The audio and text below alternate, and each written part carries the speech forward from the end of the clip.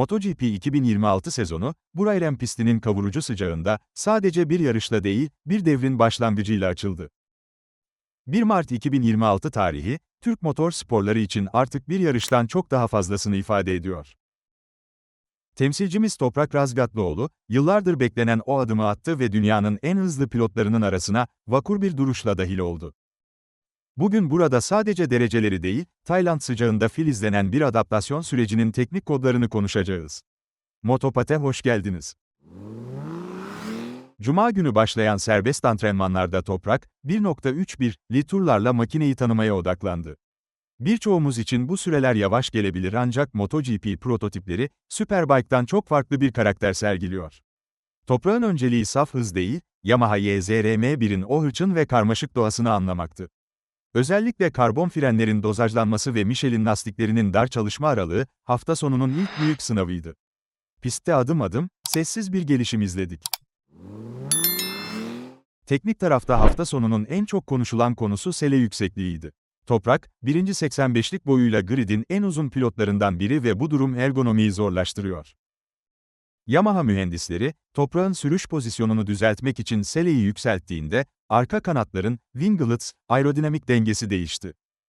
Ancak Toprak, bu teknik zorluğu kendi stiliyle göğüsledi, saf aerodinamik yere basma kuvvetinden ziyade, motorun üzerindeki hakimiyetini ve konforunu ön plana alarak uzun vadeye odaklandı. Cumartesi günü sıralama turlarında Toprak, tur süresini 1.30.1'e kadar çekmeyi başardı. Bu, testlerden bu yana tam bir saniyelik bir gelişim demek ve MotoGP seviyesinde bu fark devasa bir adımdır. Belki 21. sıradan başlamak kağıt üzerinde mütevazı görünüyor olabilir ancak orta gruba olan saniyelik yakınlık, Toprak'ın bu lige yabancı kalmadığının en büyük kanıtıydı. Sabır, bu seviyede en büyük stratejidir. Sprint yarışı başladığında, ışıklar söner sönmez bir, Toprak Razgatlıoğlu klasiği izledik. İlk viraja gelindiğinde tam 6 sıra birden kazanmıştı. Bu start, sadece bir kalkış başarısı değil, Toprak'ın reflekslerinin MotoGP'nin en iyileriyle bile yarışabileceğinin bir ilanıydı. 14. sıraya kadar tırmanan temsilcimiz, Yamaha'nın mevcut limitlerini zorlayarak padoktaki herkese, "Ben buradayım" mesajını verdi. Yarışın ilerleyen bölümlerinde yaşanan o talihsiz kaza, hepimizi üzdü. Ancak kaza sonrası yapılan ilk analizler, bunun bir pilot hatasından ziyade, motor freni yazılımındaki engine braking, küçük bir kararsızlıktan kaynaklandığını fısıldıyor. MotoGP, hatayı affetmeyen bir teknoloji savaşıdır.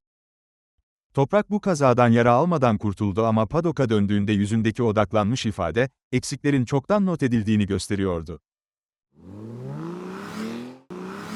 Pazar günü 26 turluk ana yarış başladığında, pist sıcaklığı 55 dereceye dayanmıştı. Toprak bu kez daha temkinli ve akılcı bir sürüşü tercih etti. Michel Pirro gibi tecrübeli isimleri geride bırakarak kendi temposunu kurdu. Fabio Quartararo ve Jack Miller ile benzer tur zamanları yapması, Pramac Yamaha kampında işlerin doğru yolda olduğunu gösteriyordu.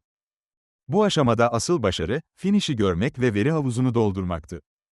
Yarışın son 5 turunda Michelin lastiklerinin ne kadar acımasız olabileceğini gördük. Marc Marquez'in yaşadığı o dramatik lastik sorunu, Bahreyn pistinin pilotları ne kadar köşeye sıkıştırdığının bir özeti gibiydi. Toprak ise bitmiş lastiklerle Jack Miller'i geçmeyi başararak yarışı 17. sırada, puan barajının hemen eşiğinde tamamladı. Puan gelmedi belki ama cebimize devasa bir tecrübe kondu.